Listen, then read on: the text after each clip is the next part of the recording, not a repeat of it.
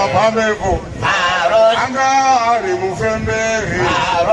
mukuru weZimbabwe vakataura achi uchauya wamwe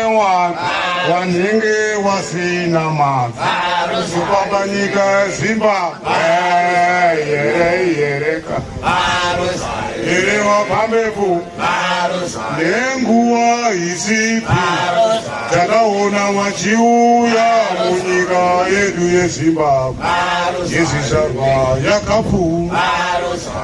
wamwe wafundisi wamwe wavhimi nevamwe waida kazvichero munyika yedu yeZimbabwe yereka yere wapambepo nehanda nakakowe wachiona zvakadai vakatanganya yakaihuna hondo yati chidundu nehanda nakakowe wose wakaurawa kuraiwa nyika yaBaba